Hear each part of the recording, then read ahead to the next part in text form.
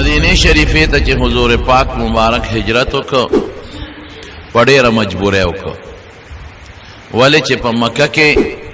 د مکې کافرانو د نبی علیہ السلام سره او د هغه د ملګرو سره ډېر ظلمونه شروع کړي چې د هغې بیان ما تاسو ته په مخکې جمعو کې کړی دی. د حضور پاک دا مقصد و چې د مدینې ته لاړ شم، د دې خلکو نه به زه هلته په امن شم او محفوظ بشم، لیکن دې ظالمانو په مدینه کې نبی کریم صلی الله علیه وسلم پرې نه ښود. د مدینې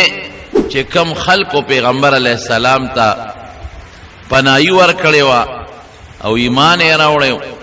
هغې له به یې دمکۍ ورکولې، ای نه پرېښودل. وی تاسو زمونږ دشمن لامن ورکړی دی او زمونږ دشمن هم ځان سره ځای کړی دی، تاسو سره مونږ ګورو، دا دمکۍ به یې ورکولې. چې کم منافقینو په مدینه شریفه کې هغې منافقانو سره به ساز باز کو او هغې به یې لمسول چې د مسلمانانو خلاف سازشونه وکړي. او په مدینه شریفه کې چې کم یهودیان اوسېدل، چې پیغمبر علیه السلام لاړ د یهودو سره یو معاهده وکړه چې موږ به یو بل ته غږ نه کوو، د یو بل د دشمن مرسته به نه کوو،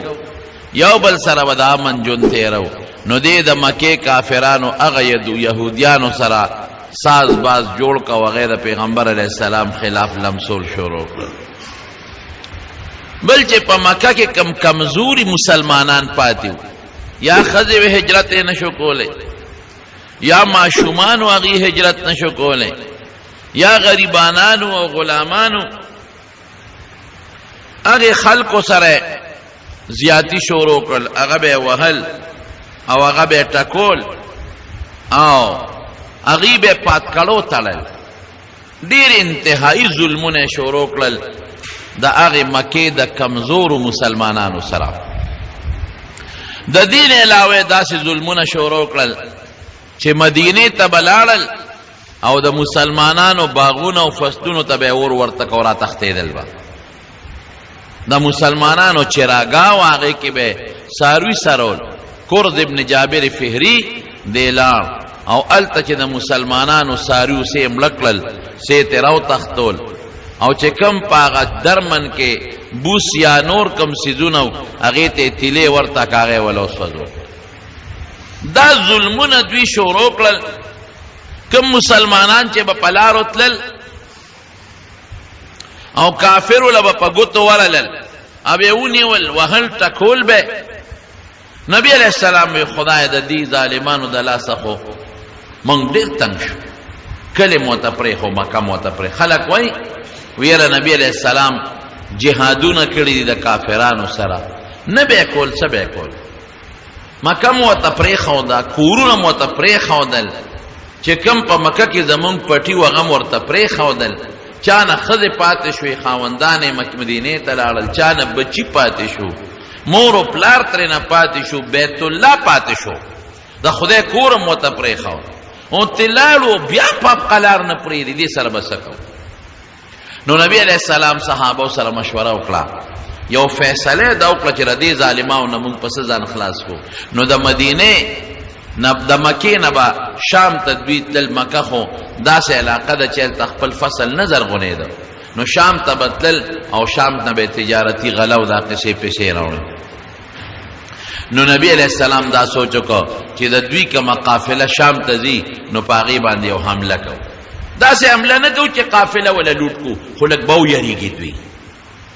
دوی به ویریږي، دوی به پوه شي چېرې دا خو که موږ مسلمانانو سره ظلمونه کوو، نو مسلمانان خو هم دا دی زمونږ په قافله حمله کوي. او د دوی ټول تجارت خو په شام نو که او د شام لاره د مدینې خوا کې تېرېدله، نو که دا لاره په موږ بنده کړي، نو موږ به غنم د کمي، زمونږ خوراک به د کم ځای نه او زمونږ تجارت په مکه کې بغیر د سرمن نه بل شي نشته، څه به کوو؟ نو د دوی یو تجارتي قافله تله شام ته. نو حضور پاک سره د یو څو مرګنو لاړ، په هغې باندې د دمکۍ او د یرولو دپاره. خو چې نبی علیہ السلام په هغه لارې ته ورورسېد، نو دا قافله شام ته وتې وه. نو پیغمبر علیہ السلام سره د صحابه واپس راغله بیا ورته پته ولګېده چې هغه قافله د مکې د کافرو چې کوم شام ته تللې ده واپس را روانه ده نو بیا ورته نبی علیہ السلام سره د ملګرو ووت په اتفاق ده او د خدای خوښ هم داسې وه چې دوی سنګ میدان ته ورسېدل نو قافله ته د لارې نه وتې واپس مکې ته رسېدلې دې لومبۍ ته غزوه ابوا وی او دویم ته غزوه ودان وی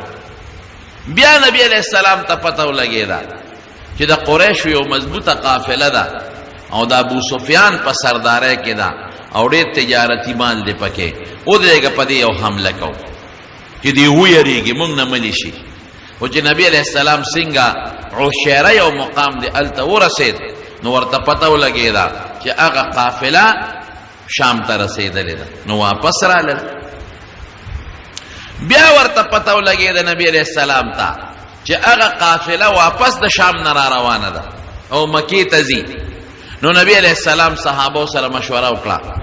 وی ځای چې دې قافلې پسې د دې تجارتي کومه قافله ده دې پسې وځو لږ یو پوټی یهرو دوی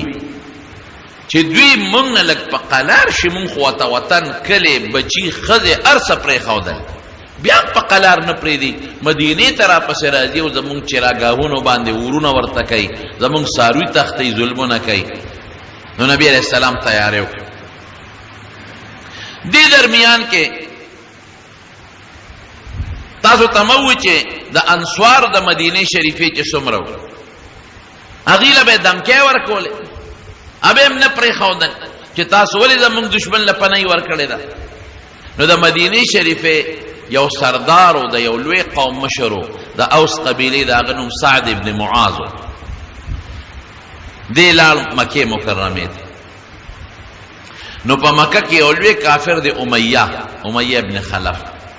د هغه سره د دوستانه وه دواړه غټ غټ تاجران دا سعد چې به کله مکې ته لاړ د دې امیه سره به دیره او امیه چې به کله مدینې ته راغی او یا د مدینې په خوا کې به شام ته نو د دې سعد سره به دیره د دواړو قریبي دوستانه او تجارتي تعلقات نو حضور پاک چې هجرت وکړو دې درمیان کې سعد ابن معاذ وی زدم بیت الله ته یو عمره به وکړو طواف به وکړو چې لاړ د هغه امیه سره دیره شو امیه ته وی اشنا زه خو طواف له راغلی مو د بیت الله طواف کوم امیه ورته وی داسې کار دی هغه ورځې دې لاړی نور کله به ته دلته کولاو ګرځېدې په مکه کې او تم د مدینې سردارې نو زمونږ دې خلکو به ستا ډېر زیات قدر کوو اوس د مکې خلک تاسو ته ډېر غوسه دي ځکه تاسو زمونږ دشمن له پنۍ ورکړې ده امن هم ورکړې دی نو عمره طواف به کې خو لږ په طریقه داسې وخت کې به وځو چې څوک دې ونه ویني هسې نه چې څوک دې ونیوي او څوک د سره جګړه ونه کړي وی څه ټیم وی غرمه د غرمې په مکه کې ګرمي زیاته نو عموما خلک ودي غرمه به وځو نو طواف به وکړې راځې به او بیا به ځې مدینې ته وی ډېره ښه چې څنګه دې ووتل طواف لذي غرمه چې چا نه یریدلو مغه حرامي سره ملو شو چې ابو جهل مخې له ورغی د سعد ابن معاذ ته وی د صحابي ته لکه څنګه بیغمه زمونږ په کلي کې ګرځي او زمونږ دشمن لم امن ورکړی دی او ته دلته بیغمه ګرځې ته خو زمونږ دشمن یې چې دشمن لم امن ورکړه افسوس چې د دې امیه سره زمونږ د سردار سره نه وې که نه چې ته مانه دلته جمدې پاتې شوې تا ته مې چل خوړی سعد ابن معاذ خو هم د قبیلې د انصارو د مدینې د یو قوم لوی سردار هغه چې دا خبره زغملی شوه هغه ورته وی ابو جهل په قلار کې نه ابو جهل نوم خپل عمرو ابن هشام په قلار کې نه ماله دمکې دلته مه راکوه که تا زره د بیت الله نه منې کړم نو ستا لار په مونږ ده په مدینه ده چې شام ته ځې ستا تجارتي ټول معامله شام کې ده او لار دې په مونږ ده لار به در باندې بنده کړم بیا به خورئ سسکی به څه دواړه سره ګرم شو چې ګرم شو دا امیه چې دا سعد ابن معاذ د چا میلمه و هغه پکې منځ کې مداخلت وکړو نو هغه خو وی که زه اوس د دې میلمه مرسته کومه نو قوم کې راته دشمني جوړېږي میلمه به خپل کار کوي نو دې میلمه ته وایي دې صحابي ته سعد ابن معاذ ته هلکه وایي ته خو زما دوست دی وګورې دا ابوجهل دا زمونږ سردار دی په دا آواز مه راوباسه دې خو زما د مخه تا ته غږ نه کوي په د څه له چغې راوباسې وایي ښه زما او ستا تعلق دوستانه تا هلته ما سره راځي د تا سره نو تا د دې خپل کلیوال پره وکړه او زه دې پرېښودم وایي ته خو په قلار کښېنه امیه ته وایي وایي ستا متعلق خو نبي علیه السلام ویلي دي چې امیه به مونږ وجنو تا خو نه پرېږدو خیر معامله دلته رفع دفع شوه او دا سعد ابن معاذ مدینې ته لاړ واپس او چې دا امیه کور ته لاړ نو ښځې ته وایي ښځې وایي ته خبرې وایي وه څه وایي هغه میلمه د مدینې راغلی و د هغه او د ابوجهل ګرمه ګرمۍ راله ما د ابوجهل مرسته وکړه هغه وایي چې نبي علیه السلام وایي چې مونږ به امیه وجنو والله ما یکذب محمد صلی الله علیه وسلم قریب دی چې په محمد خو چاته دروغ نه وایي اخو رښتیا خبرې کوي اخو دروغ نه وایي او د هغه د خولې نه وتلي چې ما به وجني بلکې حافظ ابن حجر لیکلی دي وی قریب و چې دسماتې ته تللی وي دومره یاره پرې راله ښځه ورته وایي مړه مه یارېږه بې غیرته هغه دلته نشي راتلی او ته بار څه له یارېږي نه که نه وایي دروغ نه وایي چې دا خبره د خولې نه وتې ده نو څه چل دی هر ځای کې چې په ګوتو ورلم دا مې دې پورې درته وایي چې د مدینې خلکو له به دا دمکۍ ورکولې بیت الله ته یې نه پرېښودل خدای اوس عجیبه نظام کوي دلته د بدر غذا جوړه شوه څنګه جوړه شوه چې نبی علیہ السلام په 14 د رمضان په 2 هجری کې صحابه سره میټینګ وکوي ځای چې ځو خو موږ هغه تجارتي قافلې له هغې له دمکي ورکوو چې دا کافر موږ نه قلار شي نو ستاسو خوښه ده که څوک را سره په خپله خوښه ځای هم او که څوک نه ځای هم داسې جنګي لښکر له مقابلې له نه ځو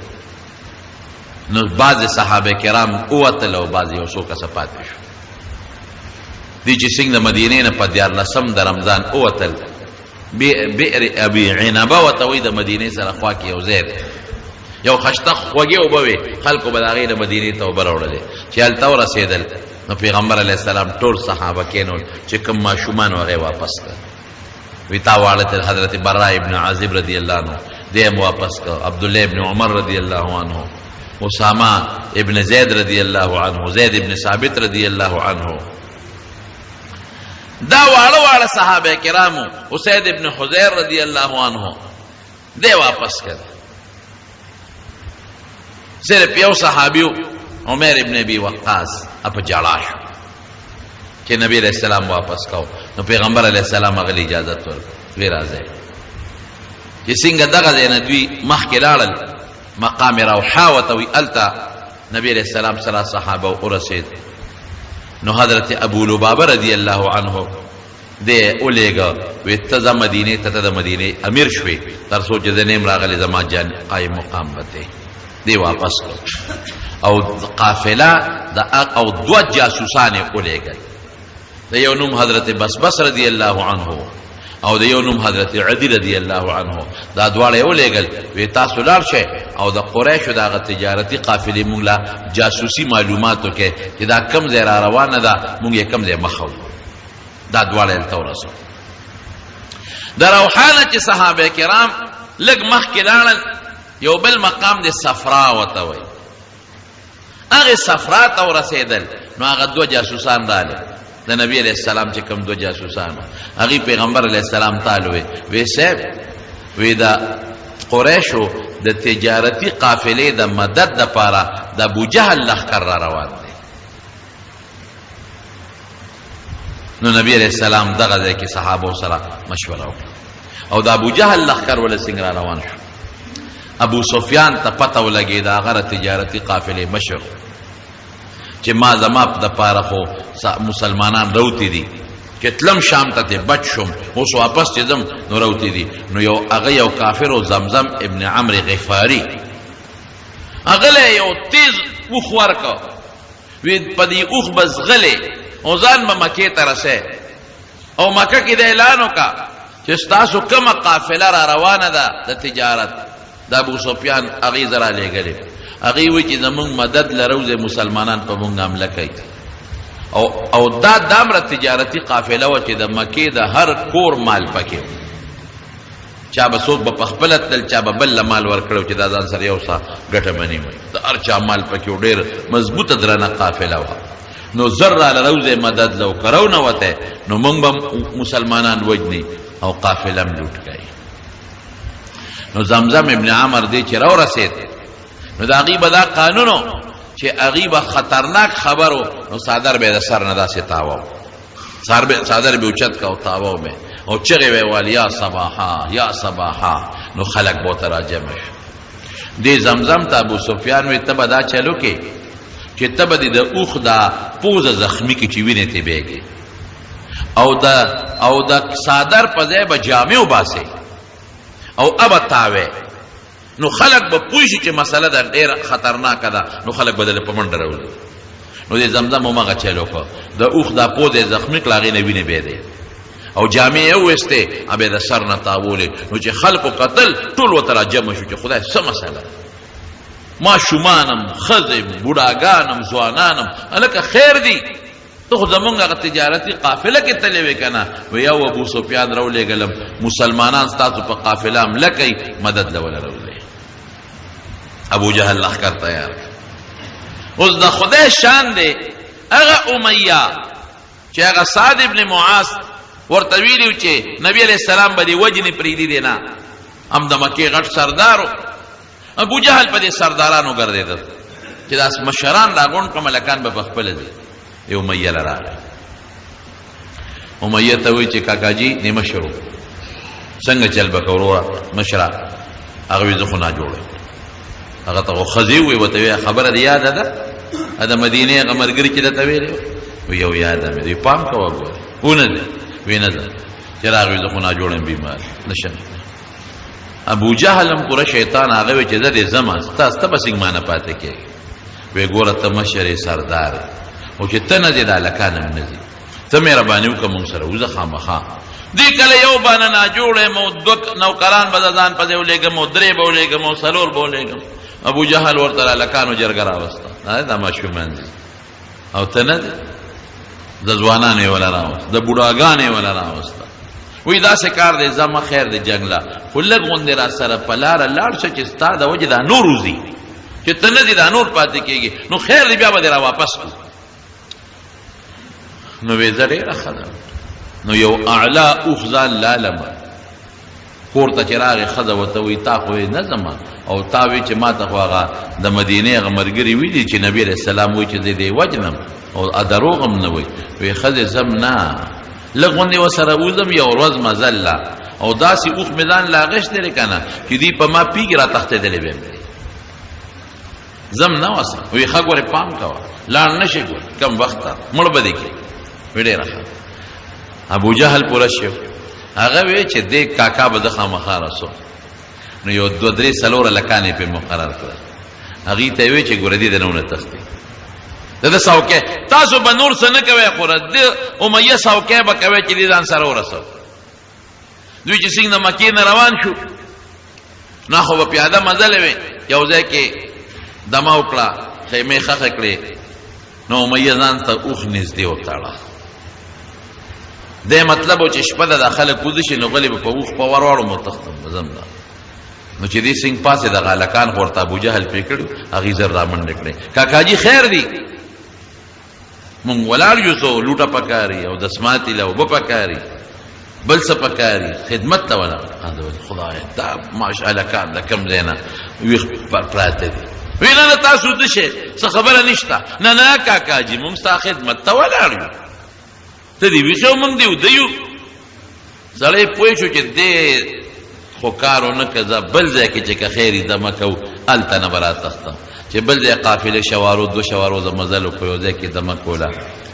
بیا چې نیمه شپه شو ټول خلک وده دي او دې غلې غوندې را پاسې خپل اوښ له هغه هلکان ورته پیو هغې ولې زر را منډې کړې کاکاجي په خیر څه چل دی ناجوړی خېټه کې درد دی او دسماتې ضرورت دی اوبو ضرورت دی خدای پاک اوده شی سر کوزو خو چې لقم را پسې را منډې وهی هېڅ حاجت نشته سې را پاسې چکر لګو نه نه کاکاجي چې ته ویښې مونږ له خوب راځي مونږ به ستا خدمت کوو هلته نم کا خوند ونه که په درېمه مرحله کې آخره کې خدای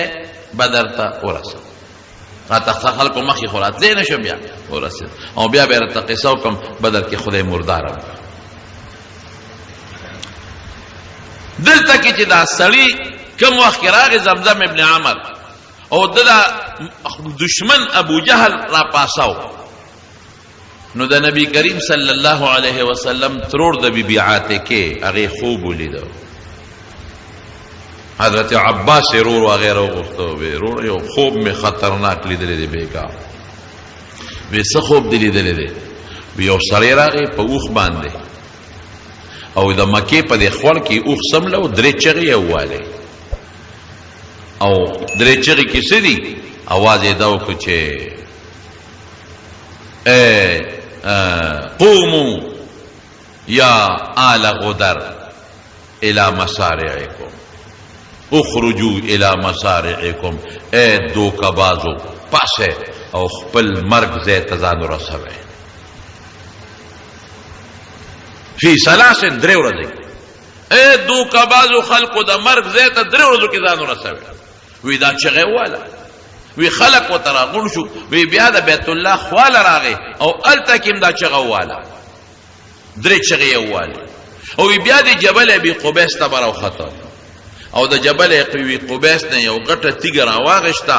او هغه لاندې راوغورځوله. وی هغه تیږه ډکرې شوه او د هغې ذرې د مکې هر کور ته ورسېدې. بی بی عاتکه د حضور پاک ترور دی عباس رضی الله عنه خو مسلمانو خو پټه، هغه ته وایي څه مسله خطرناکه پیښیږي، ما داسې خوب لیدلی دی. د هغه دوست ولید ابن عتبه هغه ته یې ولیده، وی دا خوب هلته ویم زما خور داسې خوب لیدلی دی خو چاته به وی نه.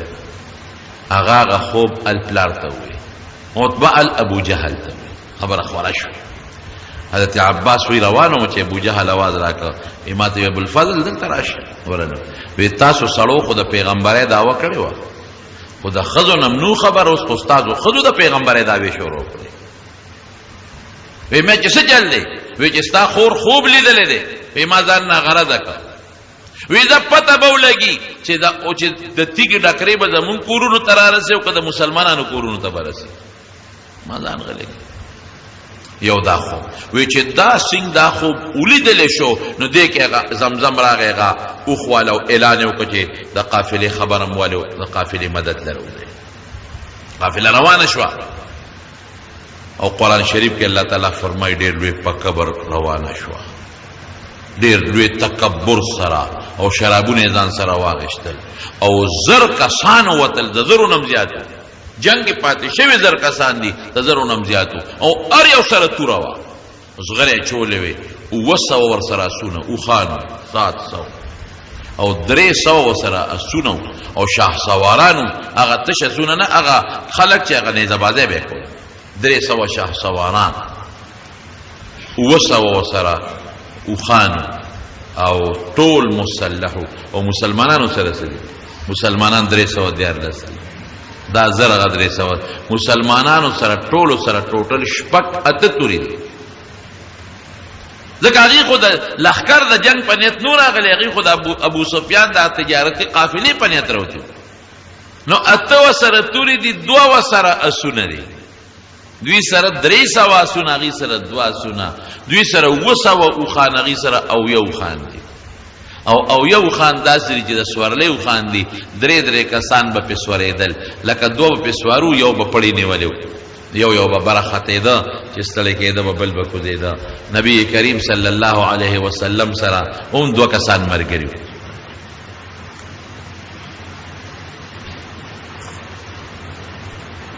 دو هغه سره ملګري، یو سره حضرت علی رضی الله عنه، یو سره حضرت مقداد رضی الله عنه، په 3 کسه یو کو. حضرت مقداد رضی الله عنه وی 2 بسوارو، یو به کوزیده. وی پیغمبر علیه السلام د کوزیدو نمبر راغی، مونږ د خدای رسول ته به نه کوزیږي، ته کېنه او زه او علي به کوزیږو بس. کله به زه پیاده سفر کوم علي به برئ، کله به علي کوزېږي زه به برم، ته به نه کوزېږې. وی نه تاسو ما نه تکړم نه یې او زما په نسبت ستاسو ثواب زیات نه دی، خو زما زیات وخت دی. وی قسم دی چې حضور پاک به په خپل نمبر کې کوزېده او د اوښپړې به یې نیوه، نوم به به رسول. داسې عاجزي به په نبي علیه السلام کې او بهترین اخلاق. نو او یو خان، دوه سونه، اته تورې، شپږ زغرې او باقي ټولو سره د کجورو ډانګونه، او کافر ټول مسلح دی، هر یو سره توره او زغره او نیزې دي ورسره، او لوی د جنګ په نیت را روان دي. ولا تکونو کالذین خرجوا بطرا، قرآن شریف کې الله وایي دغه خلک چې د کبر او د جوش په انداز راووتل. چې ابو جهل لښکر راووته نو جهم ابن السلط دام د پیغمبر علیه السلام د خاندان نو، هغه وی ما یو بل خوب ولیدو. وی رالما وی خوب دینم چې یو سړی راغی مکې مکرمې ته او په یو دغه باندې سور دی په اوښ باندې،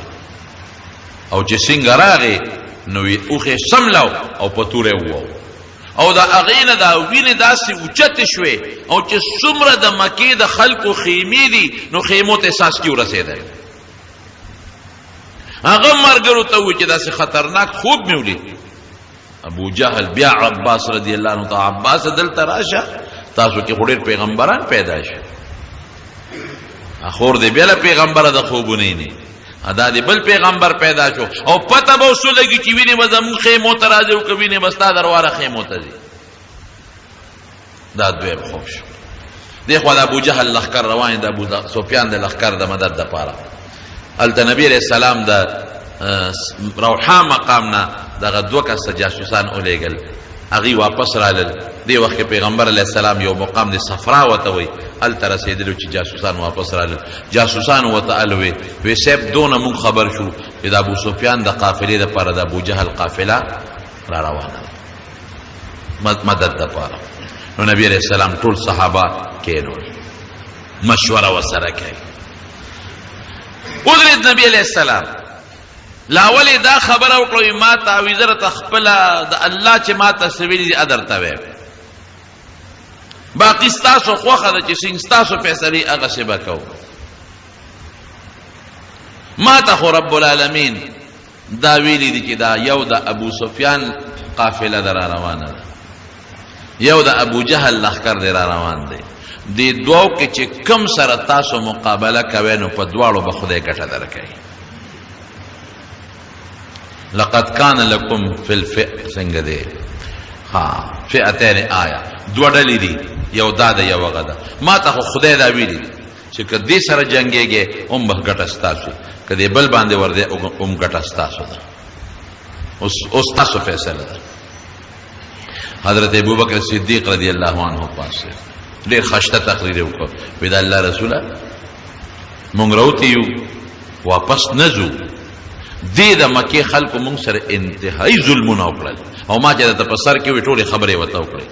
وطن مو ته پرېښود، بچي مونږ نه پاتې شو، چا نه ښځې پاتې شوې، مالونه پاتې شو، ځمکې پاتې شوې، 400 کیلومیټره هغه وخت کې دوی هجرت کړی، مونږ ته دومره مزل وکړ، په هغې کې دې مونږ نه پرېږدي. 3 کاله د لاسه مونږه په شیب ابي طالب کې تېرې کړې، د ونو پاڼې م خوړلې دي، ستا په ملا مبارک یې لرې غورځولي دي، او دا صحابه کرامو له څومره سزاګانې ورکړي دي. حبشې ته هم ته هجرت وکړو، مدینې ته تیرالو، اوس هم مونږ نه پرېږدي، مونږ له پیغورونه راکوي، انصار راته لمسوي، د مدینې یهود راته لمسوي، منافقان راته لمسوي، او بیا زمونږ په چراګاهونو راځي حملې کوي او زمونږ په فصلونه او مالونه سوځوي. د الله رسوله زمونږ رای خدا ده چې ستا خوښه ده، په هر یو چې ورځو مونږ در نه نه رستو کوي. حضرت عمر پاسې دغه مخمدیدار تقریر وکړ. حضرت مقداد ابن اسود رضی الله عنه پاسې دغه ډېر ناشنا تقریر وی د الله رسوله، او پیغمبر علیه السلام چې به یو تقریر کو نو دا आवाज به کو اشیروا علی ایها الناس، ای مرګرو مشوره راکې، مشوره راکې. حضرت مقداد پاسې وی د الله رسوله، وی ستاسو خیال دی چې مونږ به تا میدان کې یوازې پریدو، مونږ به دنه تختو، داسې چته کېږي، مونږ به لکن نقاتل عن یمینک وعن شمالک، وبین یدیک مونږ بستانه یو خوا بل خوا مخکې رستو جنگ کو مونږ د موسی علیه السلام د قوم پشان قوم نه یو چې موسی علیه السلام ته وی اذهب انت وربک فقاتلا انها هنا قاعدون موسی علیه السلام قوم موسی علیه السلام ته ځتا او خدای دې جنگونه کوي مونږ نشو مونږ د جنگ ولا نه مونږ بدل تناسو مونږ هغه نه یو مونږ بستانه مخکې رستو جنگيګو او ستا په حکم چې څه دې خوښه یې هغه به کوو او د الله رسوله چې څه درته خدای وایي کوه مونږ در سره یو چې مقداد رضی الله عنه دا خبر ورکوي د حضور پاک دا رنگ مبارک لږ سور شو خو بیا آواز وکړه اشیروا علی ایها الناس ځکه انصارو لا غږ نه کړی خلکه مشوره راله راکړي ځکه د مدینې انصارو چې پیغمبر علیه السلام کله هجرت کو نو دوی صرف دومره ورسره کړي چې وی مونږ په مدینه چا حمله وکړه مونږ به دې مدد کوو په مدینه که چا حمله وکړه نو مونږ به دې مدد کوو دی نو ویلي چې مونږ به تا سره باروز جنګ به هم در سره کوو ستا په ملګرتیا کې نو حضور پاک په اشیروا علیه ایها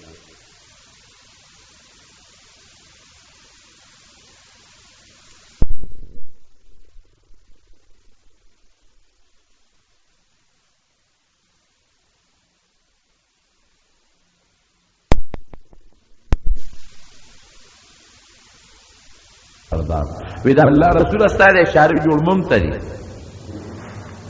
وی خبره داسې ده او زمونږ په تا کلک یقین نه چې دا د خدای پیغمبر او مونږ ستا مضبوطه تابعداري کوي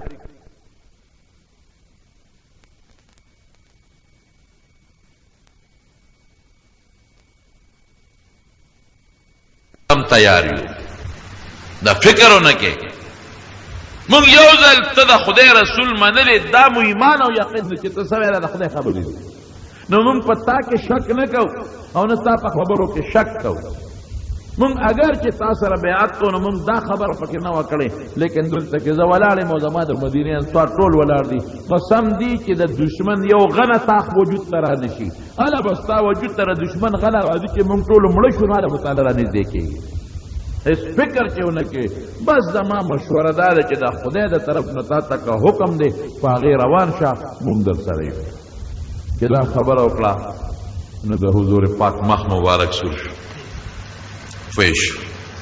وی ډېره ښه خبره ده وی ښه نو د خدای حکم خدا دی ما ته چې دا دوه ډلې دي تجارتي او دا یو بله چې په هر یو ورځې نو دا به تاله در کوم خو زما رای دا ده چې دا د ابو جهل د لښکر والا دشمن ښه دی په دې بل نه ورځو دې له خو مونږ صرف دمکې له راوتو چې دې ویریږي او مونږ نه په قلار شي اوس خو یې لښکر راغی ورځو او فکر مه کوئ د الله مدد مونږ سره دی هغه دوه کسان یې ولېږل وي دی لاړ شه معلومات کوئ چې د ابو جهل لښکر به کوم ځای را روان او کوم ځای به هغې لاړل او صحابه کرام هم روان شو په لاره باندې هغې چې څنګ لاړل هغه بس بسه وادي نو دا بدر چې کوم ځای کې کوي دی د دوی کوي سره دی ورغللې دا دوه صحابه و د هغه کوي نه مشکونه د اوبو ډکول اوښانې هغلته یو ټیله وه هلته سملولو او راله د کوي نه مشکونه ډکوي د کوي په غاړه یو څو جینکې دي هغې م د کوي نه اوبه وړي هغه یو جینۍ بلې ته وایي چې زما قرضه راکړه بله جینۍ ورته وایي لږ صبر وکړه د ابو سفیان د قریشو قافله را روانه ده او سبا به دلته رارسي نو زما سره څه سامان دی هغه پې خرڅ کړم نو پیسې به پې نغدې کړم نو تاله به خپلې پیسې درکړم اوس دا صحابو دا خبرې اورېدې ته یې غوږ یې ښودلې مشکونه یې ډک کړل او په اوښانو یې کېښودل او راغلل نبی علیہ السلام لا وی صاحب دقسې دوه جینکې یو بل سره په جګړه و یو د بلې نه قرض غوښته بلې وی چې د ابو سفیان قافله دلته سبا را رسېږي نو دا قافلې چې بتلې دي به یو ځای کې دمه کوله نو هغې بس خرید و فروخت خلکو سره دغه علاقې کو نو وی معلومیږي دا چې بدر ته سبا د ابو سفیان قافله را رسېږي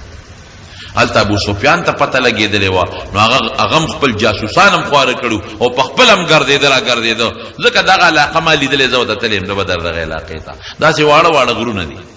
او په غرونو کې دننه لارې دي دلته لاره ده هلته لاره ده هلته لاره ده نو یو د غر نه یو خوی بل د غر نه بل خو یو بل ته نږدې وي خو ښکاري نه نو ابو سفیان په دې چې هسې نه چې ته لارو کې مسلمانانو له مخې له ور نه شو نو هم ګرځېدل لګیا دی او معلومات کوي چې مسلمانان کم دی د کوي لا راورسېد ابو سفیان چې راورسېد د کوي په غاړه هغه جینکې ناست دی جینکو ته وایي څه ناشنا خلک هم نه دي لیدلي په دې علاقه کې څوک ناشنا خلک هغې وی ناشنا خو موږ نه دي لیدلي وی څه ګڼه ګوڼه وی نه یاره وی یو دوه سړي اوس دلته رالله او د دې کوي نه د اوبو مشکونه ډک کړل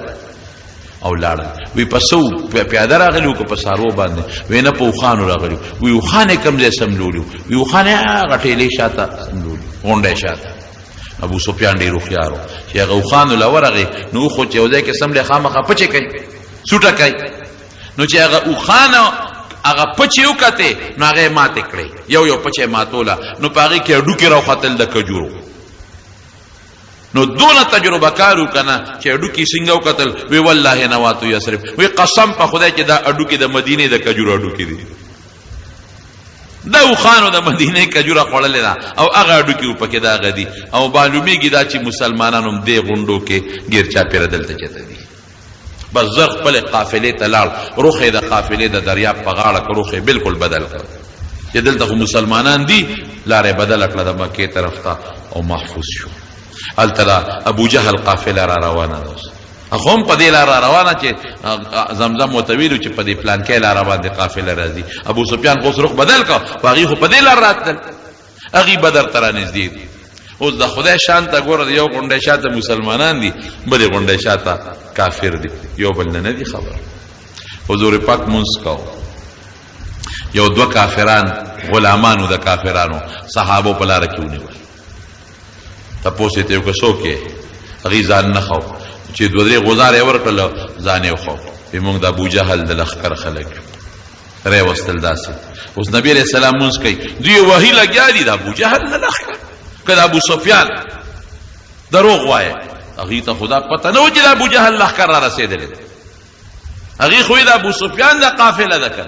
نو دوی به وهل نو چې وهل به او د ابو سفیان د لښکر یو د ابو سفیان نو کې دوی به پرېښودل وایي ښه د ابو سفیان لښکر کم د قافله کم دی ده نو هغې به بیا وایي مونږ خو د ابوجهل د لښکر یو نو دوی به بیا څپېغړې ورکړی چې دروغ وایه شابه د ابو سفیان ته قافلې دوی به او مهم مخه د ابو سفیان یو ها کم دی د قافل نه ما ته مونږ ته څه په مونږ خو د ابوجهل یو چې حضور پاک سلام وګرځو نو مسکې شو وایي چې دروغ درته وایي نو پرېږدی او چې رښتیا راته وایي نو وهی ولې د الله رسوله وی دا ټیک وی دا د ابوجهل د قافلې دی بلکل ما له راوله وی تاسو د ابوجهل د قافلې دی وی څومره کسان دي وی صرف شمېر راته نه دی معلوم وی څه خوري وی اوښانه لالی وی د ورځې څو اوښانه لالی وی نهه یا لس نهه لس اوښانه لالی او د هغې غوښې خوري حضور پاک وی بس یا 900 دي یا زر دي وی دا 900 د زرو په منځ کې دي صحابو ته وی د دې غر نه پورې دي هغې دلته دي او موږ دلته یو اوس بیا مشوره راکې که جنگ دوی سره کوئ خو ډېره ښه ده که نه کوئ چې زو واپس صحابه وی د الله رسوله جنگ به څنګه نه کوو اوس خو که واپس زو سبا به راپورې خلک خاندي چې هغه تجارتي بې سر و سامانه قافله وه نو هغې پسې تلل او چې کوم لښکر راغې ده تورو نیزو والا د هغې نه تښتي اوس خو خامخا جنګ کوو او ولې به جنګ نه کوو د مسلمان د پاره جهاد کې دوه خبرې دي که مړ شو شهید شو جنت ته لاړ که جمدی پاتې شو نو غازی شو مجاهد شو ګناهونه لړ ختم شو مونږ له خو په دواړه کې ګټه ده زمونږ د روجې او منځونه او حجونه او ذکرونه خو دې دپاره دي چې مونږ پې خدای رضا کړو نو په اسانه ولې رضا نه کړو په دې خو په اسانه رضا کړي چې مړه شو نو چېرته به ځو خو جنت کې تا راته ویلي دي رښتیا خبره ده خو جنت ته به ځو که نبي علیه السلام ډېره دا چې کوم ځای جنګ شوی دی بدر ورته وایي یا خو د دې قوم د مشر نوم وي بدر او یا دغه ځای کې چې کوم کوي دی د هغه کوي اوبه پاکې خوږې وي خلکو به وړي د هغه کوي نوم بدر نو په دې وجه دغه علاقې ته بدر اتفاق دا و چې نبي علیه السلام څنګه بدر ته را داخل شو د دې نه مخکې د ابوجهل قافله راغلی وه د کوي غاړه او چې کوم پاک اعلا ځای و هغه هغوی نیولی و بس یو بل سره مخامخ شو اوس خو مخامخ دي شګې دي او او بم پکې نشتا او شګ شلاقه شګنن هم دا نو نبی علیہ السلام هلته کې صحابو ته خیمه نخې کې بای صحابه را نبی علیہ السلام لا وی سیب ته چې دلته کې دا په مونږ دی رکه د کافر په مقابله کې دا د خدای په حکم دی او کنه اسه دلته مونږ دی رکېګو که اسی وی خدای د جنگ نه دی بل خوازو مونږ بل علاقې ته لار شو داسې نږدې بل میدان ته دا کافران بر پسې راځي ته به سره جنگ او کنه دا خدای په حکم نو بس بیا خو چې څنګه تا خو حضور پاک او فرمایل دا الله په حکم یو صحابي د جنگ ډیر ماهر هغه وی سیب دا الله حکم خو بصر او چشم خو جنگي طریقه دا نه دا چې مونږ کوم ځای پریوت ځکه شګه کې منډه نه والی کېږي مونږ منډه وو شګه کې سړی ستړي کېږي شګه ګرم هم ډیره زیاته بل اوبه نشتا او په جنگ کې د اوبو انتهایی ضرورت دی نبی علیہ السلام ماته د الله حکم دی اوس خو خاصه ده وی چې دا خدای حکم دی بیا پکې څه دی قدرت تا ګورا د شپې خدای باران قرآن شریف کې الله تعالی فرمایي چې باران شو هغه شګه کې ناستا تو ختم شو او دومره باران وشو چې صحابه ځان له ډندونه جوړ کړل هغه کې اوبو درې بای صحابه وجودونه پلیت شوی جنابت لوی بیودسی پر راغلی و هغه په کوم لمبل مشکونه هم ته ډاکټر او د کافرو طرف ته چې کوم علاقه و چقړه شو هغه منډه ولا را پریوتل او چې منډه به ولا را پریوتل حضور پاک هم لیدل معاملې خدای بدل کړ دا هغه خدای خدای له خویدان کې کا زمونږ د شګو د مونږ له خدای پاک کلک او د وبو تنظیم مرلو حضور پاک لاس یو ټیله غوندې او پاغي باندې صحابه یو سفر جوړ وی سیب تعالی یو سفر جوړو وی تب جنگ کی شرکت نه کې تر دې د مونږ ته هدایت را کوا او د دې نه د مونږ تماشا کوا چې سفر یې ولا جوړ کړو دا حضرت ابوبکر صدیق او نبی رسول الله ما خامغه سفر ته نه وتل او هغه سعد ابن معاذ چې د مدینه په سردارانو کې سردارو هغه توره پلاس د نبی رسول الله ټوله شپه څوکې وکړه حضرت ابوبکر صدیق وی مونږ ټوله شپه خوبونه وکړل او قسم دې که حضور پاک د شپې یو منټ او 2 منټه مو دي شي ټوله شپه الله ته په عبادت او الله ته پزاره او عجیب تاریخی دعا حضور پاک په دې مقام کې وخت تاریخی دعا وی یا الله ما ډیر مهنت وکړ په مکه مکرمه کې او مدینه منوره کې او خدای دا 314 مرګري میدان له پیدا کړی دا 314 نور نشته په مقدس مکستا نوم والا دقه دي نور نشته او الله دا ډیر غریبانان دي خدایا مالدار نه دي ګوره مالدار هغه دي مقابله کې راته ولاړ خدای دا کار دا بندو والا نه دي منډو والا خدای هغه دي مقابله کې ولاړ خدای دا بے کسب سو کړي کبرجن ندی کبر والا خدای هغه دی مقابله کې ولاړ یا الله دا شلیدل جامې دوی چولی او دا چا سپلیم نشتا واقعي درېرو صحابه په کې سپلیم نه په پیرور به سره به سامان دي خدای دوی سره اس وسله نشتا صرف دغه سود توري دي خدای حالت ټول مسلح دي اس وسره نشتا صرف یو سیز دی پروردگارا چې هغه ستا په دشمنه تا ته مقابله کې ولاړ دي او دا زما د فقیران مسکینان بے سوکا خدای ستا په امداد د دوی یقین او ایمان دی الله ما به ذلیل کې ګوره خدای ما دوی سره وعده کړی د چې تاسو سره به خدای مدد کوي نو خدای ما به ذلیل کې الله ما به نه رسوا کې ګوره خدای ما به بے وعده کې نه ځکه ظاهر کې خود سړی دې ته ګوري نو 314 زر او د کجورو د ډنګ مقابله په توره کم ځای کېږي او پیاده مقابله دغه سره کم ځای کېږي د اوخانو د اسونو سره کم ځای کېږي وی خدای ما به نه رسوا کې الله ما به نه ذلیله کې ګوري او ما به نه بې وعده کې خدای ما وعده کړې ده او یا الله کدا 314 مسلمانان دې مړ کړل دوی سرونه ستا په ذات او ستا په دین تیار ولاړ دي ته ولاړ دي چې دې ستا په دین سرونه ور کوي بالکل تیار ولاړ ما زمایل دي خدایا خو که دا 314 نن مړه شو الله تر قیامته پورې بستا د نوم غشتو والا بیا څوک پاتې نشي بس چې ولې چې دوی مري نو حضور پاک به څنګه جمع دی پاتې کېږي او چې دا لاړ شي نو بیا خو ټول کفر دی ایمان خلال ختم شو اسلام خلال نو خدای که دا 314 کسان دا بے کسب بے سوک کشلیدلو جامو علا فقیران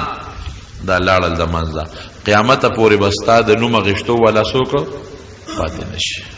جاړي ټوله شپه تر دې حده پورې او په ولاړه دعا کوي چې دا نبی علیہ السلام د سر مبارک نه صادر پرېوته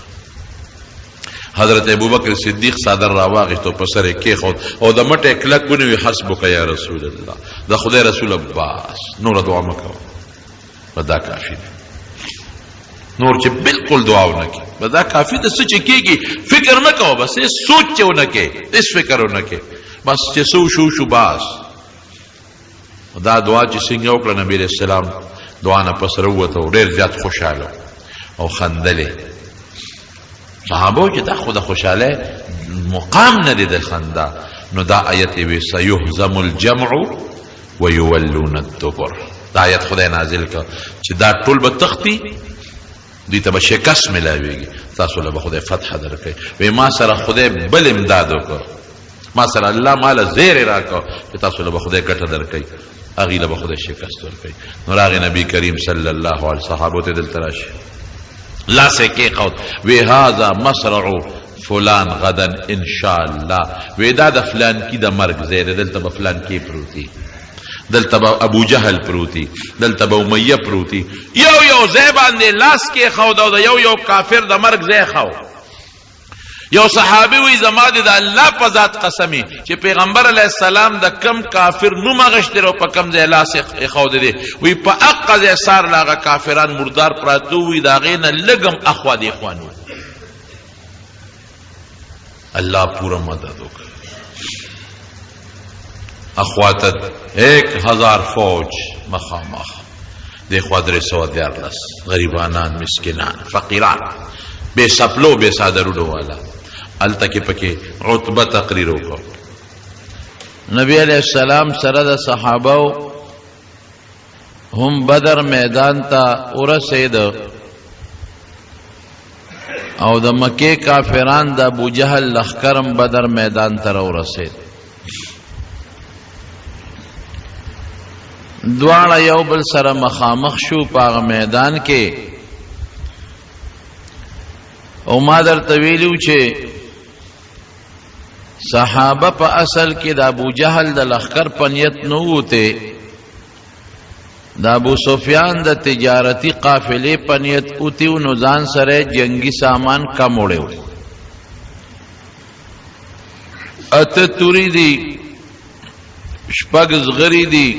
او یاو خان دی او دوا سونه دی او د کافرانو د زرو کسانو لخکر دی او ټول مسلح دی اغی سره او یا اسونه دی او او سوا ور سره او خان دی او ډیر جوش او خروش سره دی او په دې نیت چې دا مسلمانان خو ډیر کم دي نو دا به مونږ ټول ختم کو میدان جنگ کې چې کله یو بل سره مخامخ شونو بعض کسان وہ کافران لیکن لگ نرم دلو رحم دلو لکه اخنس ابن شریق او داغه قوم هغه خپل قوم ته راجمع کا او وی چې قوم مونږ خو د ابو سفیان د قافلې د بچاو د پاره راغلیو او د ابو سفیان قافله خو بچاو لاړه مونږ خو جنگ لنه یو راغلی مونږ خو دې راغلیو که زمونږ په قافله چا حمله وکړه نو مونږ به جنگ کوو قافله بچاو مکې ته ورسېدله نو مونږ جنگ سره کوو دا که مسلمانان دي خو زمونږ رونه دي زمونږ تربوران دي جنگ مونږ نه کوو نو اخنس ابن شریق سره د خپل ټول قوم بنو خزاعه واپس لاړه غوی جنگ کې سوانه غشته بل یو کافر عمر ابن وهب هغه د مرګرو ته وی چې زه ورځم او دا مسلمانان ګورم چې څومره دي په اس باندې سور شراغه او د مسلمانانو د صفونو نه غیر چاپیره چکر واو قوم لراغه ویره 300 خو شادي وی اورګه ګورم دا 300 خوري لګ دي خو بازار نه وجني زمون مضبوط لخر دي مونږ سره نشي جنگې دي کی دي شي دوی دوکا کوي او د دې غونډه شاته دي ځان سره نور لخر پټ کینولي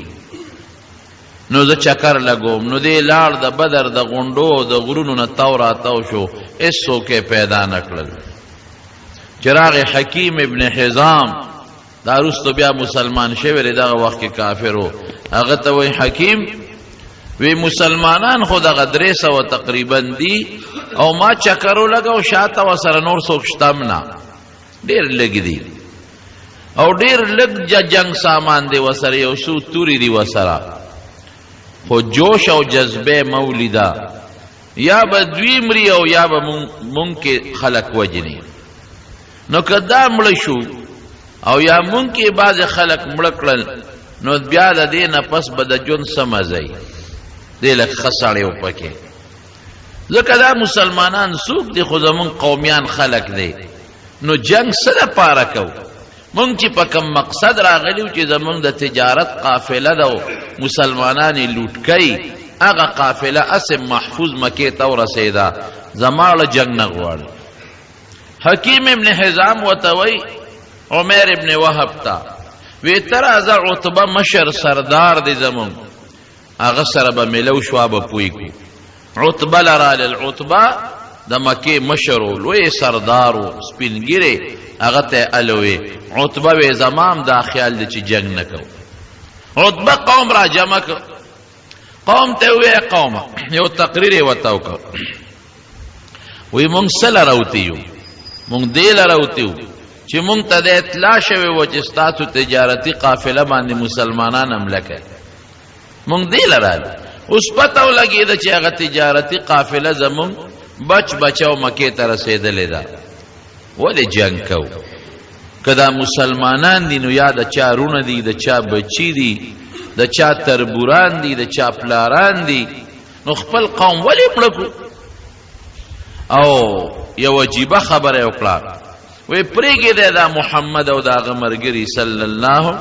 علیه وسلم پریګه ده پرې ده که چا مړ کوم به اخلاص شو او کدل خدای غلبه ورکړو دی غالب شو نو زمون د قوم بچی دی د عزت زمونږ عزت ده سبا خبره خو نه ده کدی غالب شو خو زمونږ بچی دی د دې عزت زمونږ عزت ته او که چا بل چا مړ نور خلکو ته به پریدو نو موږ هم اخلاص شو قوم ټول عتبه سره ودرید وی بالکل او دا غي وجه سوا عتبه ولې دا خبر وکړه عتبه ځکه وکړه چې ما 13 جمعه تاسو ته دوه خوبونه ویلي دوه خوبونه یو بیبي عاتکه خوب لیدي وغینه معلومه ده چې دا مسلمانان بریمونه او کافران شکستونه او یو د جوهیم ابن سلط خوبو اغینم دا معلومه ده چې مسلمانان بریمونه او بل د عتبه یو غلام عداس چې کله حضور پاک د طائف نه راته اغه عداس پلاره کې مسلمان شوی نو عتبه ته پوسو کوي عداس دا ولی نو هغه وته الوي وی دا د اخر زمانه پیغمبر دی دا رښتونه دی نو عتبه ته پته و د دې علامونه وته پته و نو جنگ نه غوښته او اسیم باز خلق په قوم کې داسې من پسندي جنگ نه غواړي عتبه قوم په دې آماده کې جنگ نه کو ابو جهل شیطان دی وخت کې نو بارو هغه ته چالوي هغه راغی هغه یو خبر او کویاو عتبه د جنگ نه ولې ځان ساتي دا د زوی دی ابو حذیفه هغه مسلمان دی او مسلمانانو سره په سب کې ولاړ دی نو عتبه په زوی یریږي چې زوی براله څوک مړ کی او د دینه مخکې او کافر او عمرو ابن حضرمی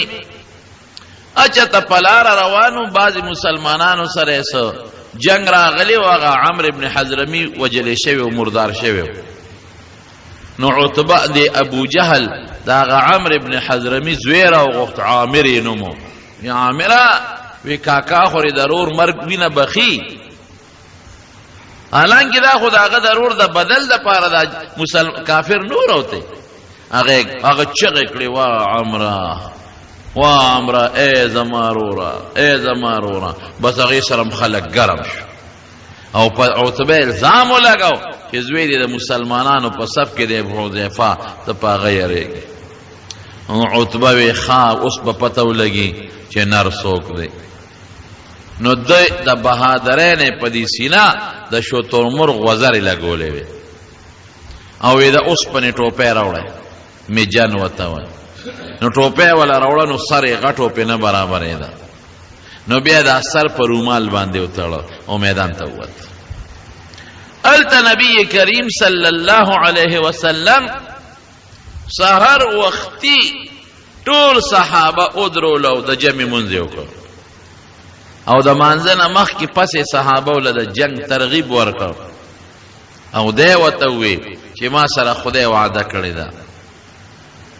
اذ یعدکم الله احدى الطائفتين انها لكم ما ته خدای ویلی دي چې کدا ابو جهل په لخر ور دي دام در کوم او کدا ابو سفیان په تجارتی قافله ور دي دام در کوم ما سره خدای وعده کړی اس فکر چېونه کې سيهزم الجمع ويولون الدبر او ما ته خدای ویلی دي چې دا کافر به شکست مونږ او تاسو له خدای فتح درکړي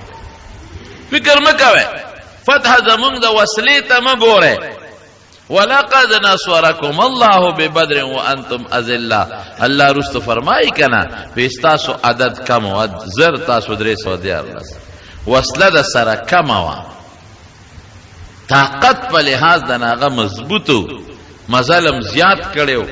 او تکلیف کې مبتلا و بیا هم د خدای مدد وکړ نو د جهاد ترغیب ورک د شهادتونو ترغیب ورک او بیا صفونه نه غول چې کله صفونه نه غول غش را واغشت او دا سره اخکې یو صحابي دی حضرت سوید رضی الله عنه اغه لګ یو پټه خېټه را بار و د صفنه نو نبی علیہ السلام وسره خوش طبیعتی وکړه نو په خېټه ولا غش راخ کا وی استو یا سوید نیخشه برابر شه صف کې او خېټه باندې غش راخ کا بس اغه نیغ ورته د صف نه وروته وی دا الله رسوله مونږ په ایمان راوړل دي او ستا په انصاف والا دین مونږ ایمان راوړل دي نو اعدل ما سره اوس انصاف وکړه وی څنګه سره وکم وی زما خېټه دی خو کړه نه زده نه بدل اخلم صحابه حیران خدای ته څنګه امتی دی چې او څنګه صحابي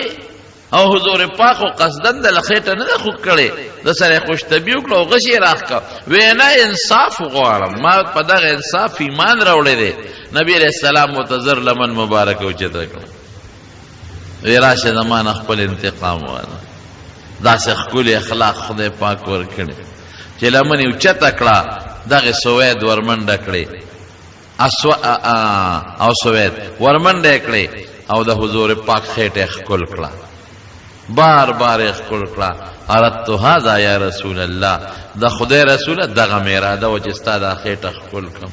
او دا الله رسول ممکن ده چې دا زما اخیری ستاسو سره ملاقاتي مال د خدای په دربار کې دعا وغواړم چې الله په ما رحم وکړي حضور پاک ولر په مینه دعا وغوښته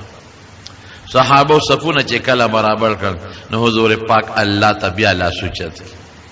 ظاهری اسباب په نظر خو مسلمان کمزور دی یا الله دا قریش ډیر په کبر راوتی دي خدا او ډیر په فخر راوتی دي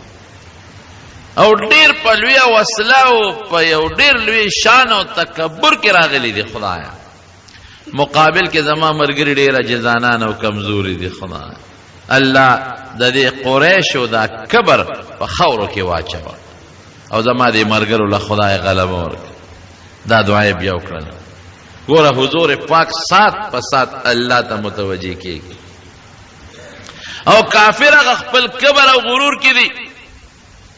ابو جهل چاته وی چې دا مسلمانان به څومره وي 300 وي یره وې داسې وکي وجنه ما جمدی به ونیسو مکی ته به بوز ولته به سره راکاږ دا د وجنه ما دا خو به وسلې خلق دی چې ګوتې ولې ونس او شیطان راغلی دی شیطان د سراقه ابن مالک مدلجی په شکل کې او شیطانان ځان سره داغه د ډلې په شکل کې د بنو مدلج په شکل کې راوستي دي ابو جهل ته وای د سراقه شکل کې وای زما قوم د قدمه راوستي دي غمه مکه زر تاسو یې زر د لما راوستي دي زر دادی او زر د لما راوستي دي هیڅ فکر چېونه کې بلکې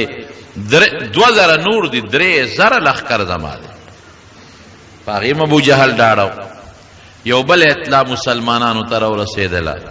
چې کورز ابن جابر را روان دي د کافر امداد لا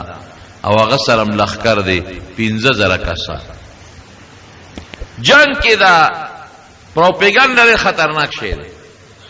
صحابه ته لومبه د اطلاع رااله چې کافر زر دي بیا د اطلاع رااله چې د سراقه ابن مالک ول 3000 کسان راوستري د بنو مدلج قبیله او بیا د اطلاع رااله چې کورد ابن جابر 15000 کسان نور را روان کړی دي نو زر او 3000 سلور او 15000 9000 او مسلمانان 300 دې سره یو پټه لګوندې سړی خامخا پریشان شي رب العالمین التفورا حضرت جبریل علیہ السلام رولے استستغیثون ربکم انی ممدکم بألف من الملائکت مردفین فکر مکوے اس فکر چونکی زر دوی دی زر زما فرشتے دی 1000 فرشتے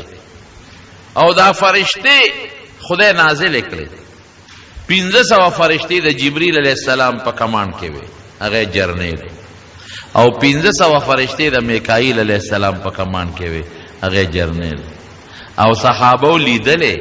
وی دا فرشتے چې را کوزیدې نو مونږ ته دا سره میږي ښکارېدل ما په خپل یو غر لیدلې د بدر په مقام سره خوا کې چې په کم غر دا فرشتے را کوشوي دي هغه تک سره شګي دي تک سره یو شان د شګو ډېرې دی یو غر را کوزې شوي 1500 جبریل علیہ السلام مشر د 500 میکائیل علیہ السلام مشر دا زر فرشتے خوراله حضور پاک ته درې دي الله رسول چې فکر ونکي هغه زر دي زر مونږ دادي راغلي کستا مرګرو سره وصله نشته فرشتو سره شته او الله دې فرشتو ته ویلي جنگ به تاسو نه کوي تاسو صرف مسلمانانو له ډاډ ورکړئ او لګ لګ وه فضربوا منهم كل بنا دا سه معمولی ډب ډوب کوي لګوندې چې مسلمانان ډاډای در سره زر فرشتے خوراله ودرې دي رب العالمین ورته بیا سوي انی آیات میر ممدکم ب3000 من الملائکه منزلین وی 3000 نور تیار فرشتے ولر کله سراقه 3000 دي نو 3000 مام تیار ساتلې دي او کدا کورس 15000 هغه دروغجن خبرم بالفرض رښتیا شي نو قران شریف کې الله وی 5000 نور فرشتي هم تیار دي فکر ولې زر په میدان کې غید زر مې ترا واسطه 3000 ولاړې دي درته 5000 ورپسې شاته نورې ولاړې دي که ضرورت پېښ شو دا در سره دي خو جنگ پتا سو کوم تماشا کا اوس چې سکیږي چې کله جبرئیل علیہ السلام راغی نو شیطان خو او پیجند چې دا خو جبرئیل علیہ السلام دی نو شیطان دی د سراقه ابن مالک په شکل راغلی دی او د ابو جهل لاس یې نیولې چکر لګی ابو جهل سر کې دی او چې فرشتي ولیدي شیطان نو د ابو جهل نه لاس راخ کړ ابو جهل ورته وی سکه لکه خیر دی وی انی ارا ما لا ترون وی زه چې سینم تاسو یې نه اوس بده ته پته ولګي شیطان خو دغه د پالیفلام ورابي دی کوي رامي وسته باز داسې مې ودرول چې اوس نه تختې دی شه او نه کامیابې دی شه لازم تراخ کوي چرته دی مونږ یو قوم ته وی زی چیزو وی چرته لاله خو شیطانانو کنه وی چې تاسو ز سینه ماغه فرشته رااله تاسو نه زه چې ته ټینګې دې شمه بس اخو ته لاړ ابو جهل حق حیران شو قوم وتوی چې ګوره موږ د تو چې جنگ نکو او تاوی جنگ کو هغه دغه سراقه خو شیطانو په شکل د سراقه سره د قوم نه لاړ دې سره دوی خپل لګیو خو جنگ چې کله شروع کېده نو عتبہ خودی پیغور ورکوي استاد ویل ځکه جنگ نه کې هغه اوس په معلومه شو تر عمر وزر دلته لګولې دی ټوپه په سر نه په سر یو تړه او توره واغښتا او आवाज یو خپل لورتا وی شیبه روزه شیبه رو یو زوی دی ولید روزه ګورل بادری دیتا دا زماله پیغور را کوي اوس ګورو چې پیغور سو کامیابیږي نورورې مو استا او زوی مو است دریوا دا به قانونو چې د جنگ نه مخ کې با یو بل سره دی پرزونه کول دا عام جنگ نه مخ کې یو په یو نو چې چا به وګټلا ناغه به نور قوم بیت نو بیا به عام جنگ شروع شو دوی چې څنګه لاړل نبی عليه السلام ته आवाज وکړ هل من مبارزین عتبہ ودره شته څوک چې موږ ته میدان ته راوځي درې کسان انصار فورا وتل یو دای در درې انصار وتل صفونه برابر دي عتبہ ته تاسو کو څوک یې یو د فلان کې انصاری بل وې د فلان کې انصاری بل وې د فلان کې وې تاسو زه مال موږ لا خپل قومیان راو باسه تاسو خو د مدینه او आवाज یو کې یا محمد صلی الله علیه اخرج الینا اکفاءنا موږ لا خپل دغه راو باسه قومیان چې زمون برابر دي په قومیت کې راو باسه حضور پاک خودم رو رستوزوی نبی علیہ السلام ترتوی قم یا حمزه پاس قم یا علی پاس قم یا عبیده ترزوی دی دوارا ترزامن حضرت حمزه عبیده یو د ترزوی او زوم علی درې وړه وستل یو څوک دا نه وای چې پردي وجنی او خپل بچ کړي درې واړه پاسو زه ورزه په برکت ته خدای درې هغه مسلمانان درې دا کافر خو چې مخ په مخ شو حمزه رضی الله عنه چې په عتبہ راغی یو ټسی ورکنو عتبہ مردار یو ټس سره ورده علی رضی الله عنه په ولید راغی د عتبہ په زوی باندې او یو دو توري یو بلوالو چې ټس شنو ولید مردار کړ او دا بل چې دی حضرت عبیده د حضور پاک بل تر دی هغه د شیبه سره مخامخ شو د شیبه سره مخامخ شو نو دی لږ زخمی شو دا عبیده خو حمزه او علی په شیبه ور مخ کې شو شیبه مردار کافر درې وړه مردار شو او حضرت عبیده رضی الله عنه زخمی حالت کې راوړل نبی علیہ السلام ته حضور پاک ول بیا دعا غوښته بیا شهید وفات شو په مبارزه کې لومبي درې واړه چې درې واړه مردار شو مسلمانان خوشاله شو چې دا لومبو پرداونو کې خمون ګټاو ورپسې عام جنگ شروع شو حضرت عبدالرحمن ابن عوف رضی الله عنه فرمای حضرت علی صاحب وای الله اکبر د صحابه ورونو ډېر لوی شان وې د قیامت پرځ د ټولو نړومبه وزد خود انا اول من یجسو بین یدی الرحمن للخصومه وی د قیامت پرځ به د ټولو نه مخکې د خدای په دربار کې زه په کونډو پریوزم او خدای سره به زه مخامخ ودرېږم چې الله زه هغه یم چې ستا د پیغمبر په دین کې اول نمبر میدان ته ځوتی زه به ودرېږم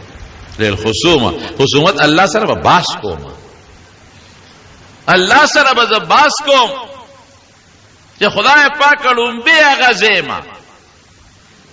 چې زه ستا د رضا دپاره د لومبي میدان ته وتی او ګټلې مې زه به میدان کې ودرېږم د خدای عبدالرحمن ابن عوف صف کې ولاړم چې مې وکتل ښي طرف ته مې یو هلک ولاړ نوجوان چې مې ګس طرف ته وکتل یو بل نوجوان ولاړ جنگ کې هم سړی په مرګري ډاډي او خو د توري جنگو دا ټوپک خو نو وی ما وی خدای خیر پکې واچوي په ځان او یریدم یو خو هم الکته دا بعض خلک وی دا ماشومان نو ښا ماشومان به نبی علیہ السلام جنگ کې نه پرې خاودل د 15 کالو نه چې به عمر کم هغه به جنگ کې قطن نه پرې خاودل 15 کالو ته به چې عمر ورسید هغه به جنگ کې ماشومان نو ځوانانو ودونه هم کړی ځوانانو ودونه هم کړی خو د نورو خلکو په نسبت په عمر کې کم وی ما چې خدای خوا کې خو مې لکان دي نه جوانان نا تجربه کار دي دا بس کې وی په دې سوچ کې چې یو را باندې سکونډار ولګول وی چې ما وتو قتل ماتي کاکا جی یا عم اتعرف ابا جهل ابو جهل پیجنه وی ما وته جته پسکه ما تفعلوا به تپسکه وی ما ورېدلی چې زمونږ د پیغمبر غټ دشمن دی اکنن خدای مال په ګوتو راکه کنه نو یا به زه مخکې مرم یا به دې مخکې وجدم دوه خبره وی خوا کې مې در سره روړ دی دته به غږ نه کې وی دې کې را باندې هغه سکونډاره ولګوله چې ما قتل داسې کړې ما غوږ ورښکته کړه ما ته کاکا جی ابو جهل پیژنې دا خو د مدینه انصارو دوی چې ته نو لیدل ما وی او څه پکې وی یاره ما اورېدلي چې زمونږ د حضور پاک غټ دشمن دی او کنن په ګوتو راغی کنه نو یا به زمرم یا به دیم وی قسم دې داغي په وجود دونه خوشاله شم وی مې چې زه الکان دي نوجوانان دي خو الحمدلله بادران دي خوشاله شم امراته وی روړ ته مې غږ مکوا او دواړه رونه دي وی دې کې ابو جهل په اسرا ښکارا شو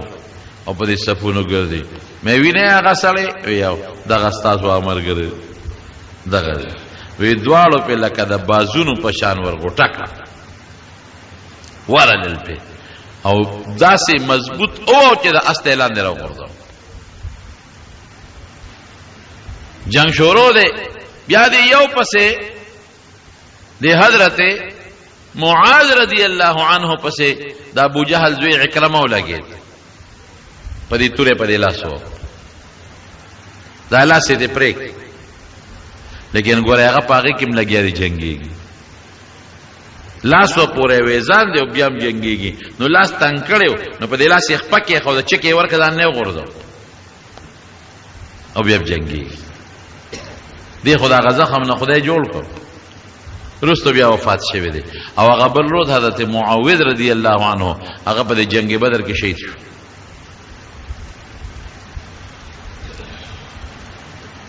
هغه امیہ تیر جمعه چې مې درته قصه کړې و هغه نراته په طریقه ابو جهل دا وست چراوی وست دغه خود طویل امیہ وی خضر تختم با ځکه حضور پاک زما په شان کې ویل چې دې به مونږ وجنو زبر تختم دروازه کولا او ساته هر ځای کې چې میدان راو تخته ابو جهل خو پورا شیطانو هغه ورته کسان لمسولو پی کړی او چې ګوره دا کاکاجي د نو تخته چې د مرم او زره جنگ لازم نو دی درانه سنگ پاتیش نو دې ځای په ځای پاسه د چې تختما هغه صحابه لکان چې هغه کافران چې کوم لکانو هغه به تو ولاړو تختیدو ته نه پرې خو میدان ته ورسه چې میدان ته څنګه ورسه د عبدالرحمن ابن عوف هم دوستانه وا نو عبدالرحمن ابن عوف ته دا आवाज وکړو او صحابه ورپسې دي وسه او زوی ځان سره په اوخ شاته کې نو لري صفوان د زوی نوم دی دواړه روان دي کې صحابه ورپسې شو حضرت بلال ولید دا هغه ظالمو چې حضرت بلال د غلام او په مکه مکرمه کې بلال سره هغه ظلمونه دکول په شګو به سملو پسینه به ولا ګرمي تیګي خودلې جامې به ته وسته په لارو کې به راخ کډر ظلم می پکړې چې حضرت بلال کله صحیح کنو حضرت بلال یو غونډه تو خطو وی لا نجوت ان نجا امیہ لا نجوت ان نجا امیہ اے خلقا هغه دی امیہ ګوره چې په مکه کې په مالو به کوله هکده نن بچو ګوره بیا د ما خلاصي نشته بیا د ګوتله چې تور نشم دی ظالم لا صحابه کم دی هغه دی ورپسې شو ورپسې شو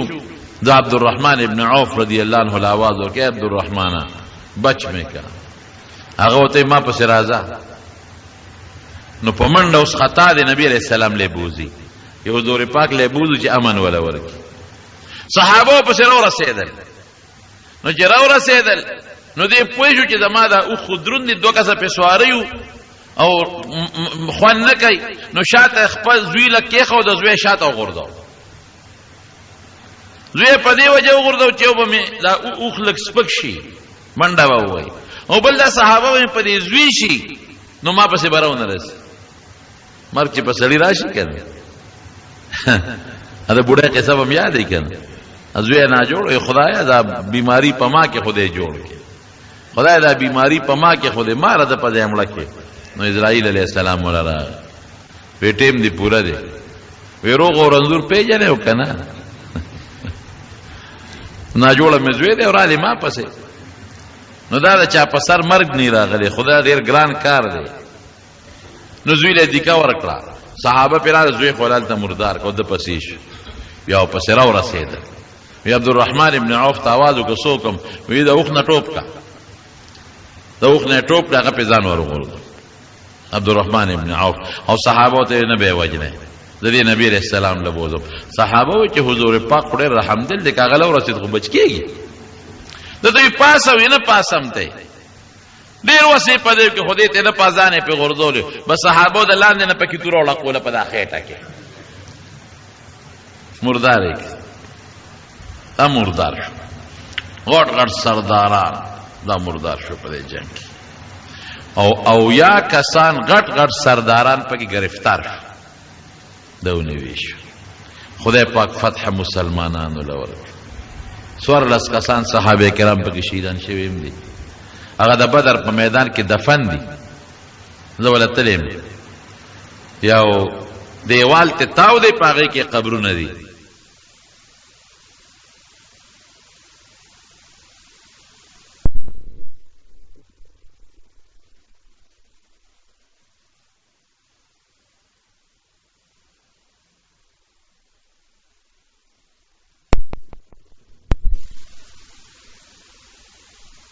عریش پاربه کې سفر تا وای باغه د یو ډېر بهترین جمعات سعودي حکومت جوړ کړی دی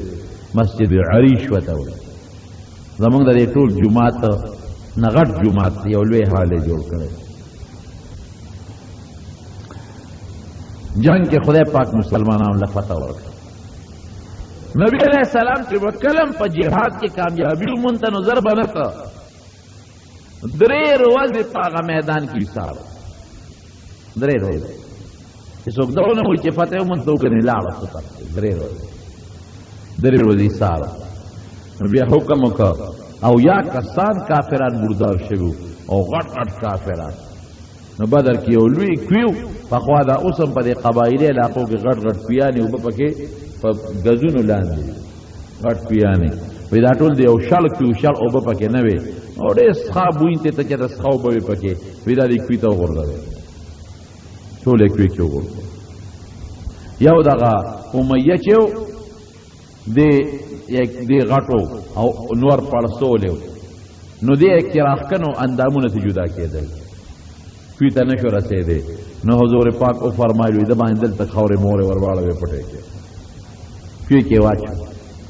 نو درې ورځې پس نبی علیہ السلام مبارک راغی د کوي په غاړه ورته نو نومونه یې والاغېستل ابو جهل اے عتبہ اے شیبہ اے فلان کیا یو نوم بخاری شریف کې حدیث اے فلان کیا نمونه اغېستل وی تاسو مونږ سره چې خدای کوم وعده کړی وه خو مونږ سره خدای پوره کړ مونږ سره د مدد وعده کړی وه مدد یې را سره تاسو سره چې خدای کوم وعده کړی وه هم د سره پوره کړه اوس خوشحاله یې په خدای په هغه وعده وکړه زور نه ورکوي. حضرت عمر فاروق رضی الله عنه ورته وی د الله رسوله ته چې چا سره خبرې کوې خو تش وجودونه دي، روح پکې نشته، دی خو ستا خبره نه اوري. نبی کریم صلی الله علیه وسلم او فرمایا ما انتم باسمع لما اقول منهم، وی دوی چې زما خبره څنګه اوري هغه تاسو نه اورئ.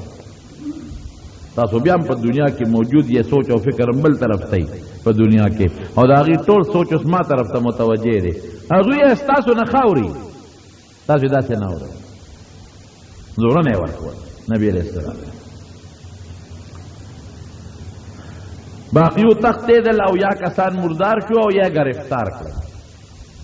رالل مدینې منورې ته. چې دا او یا کم گرفتار کړل، دې کې هم غټ غټ سرداران. نو نبی علیہ السلام مبارک صحابو سره مشوره وکړه چې دې سره څه وکړو. حضور پاک د جبریل علیہ السلام سره هم پکې مشوره کړې، صحابو مختلف رائے ورکړي. حضرت ابوبکر صدیق رضی الله عنه رائے دا وه چې صاحب فدیه به ترې والو، جرمانه او پرېږدئ. د حضرت ابوبکر صدیق ډیرو خلکو مدد مرسته وکړه. عمر ستا سره ده،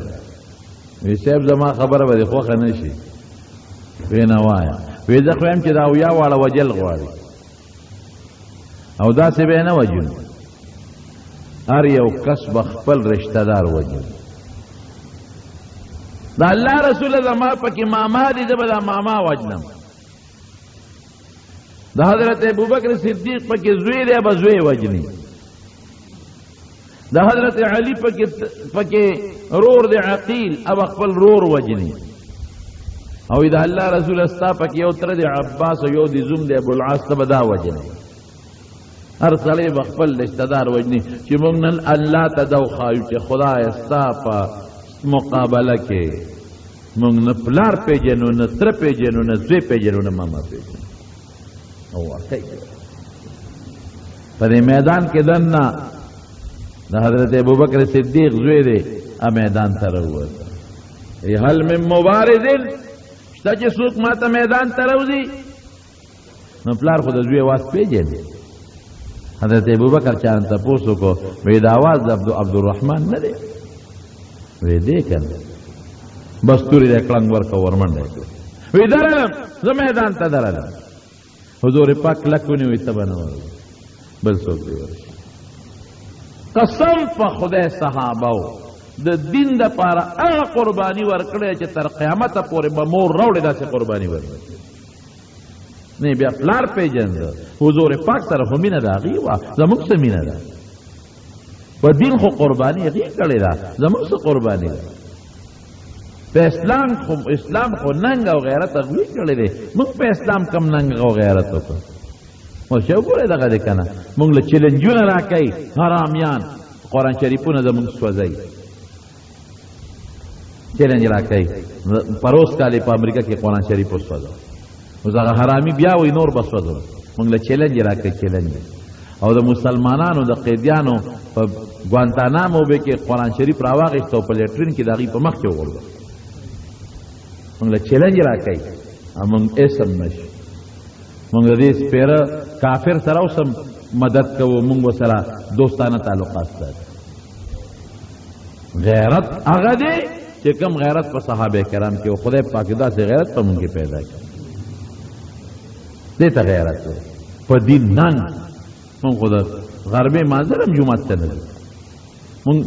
موږ خو د پیغمبر شکل هم خپل نه کړ. موږ خو د پیغمبر پټکي ته هم سپک ګورو. موږ ته خو د پیغمبر جامه هم سپکه ښکاري. موږ خو د پیغمبر په مسله چې راته کوم ولاړ دی هغه پسې هم کنځل کوو. موږ خو د پیغمبر دین چې په کومه مدرسه کې ښودل کېږي هغه مدرسې سره هم دشمني کوو. زمونږ به د حضور پاک سره د قیامت پر ورځ ملاقات نه کېږي. مونږ به ورسره نه مخامخ کېږي. دا ټولې خبرې به مخکې راځي، ګورې مونږ لا دا پاتې نه دي. موږ د پیغمبر د دین لپاره څه قرباني ورکړو او څه محنت هم وکړو موږ وایو زه بس هر سړی پیشه او خپل دین یې پیشه او لنډه خبره هم زده کړې زه مړ هر سړی خپل قبر کې سملي دا ټیک ده چې هر سړی خپل قبر کې سملي خو د پلار نه به د بچو تپوس کېږي د مور نه به د بچو تپوس کېږي د قوم د مشر نه به د خپل قوم تپوس کېږي دا زه نه یم دا حضور پاک فرمایي كلكم راع وكلكم مسؤول عن رعيته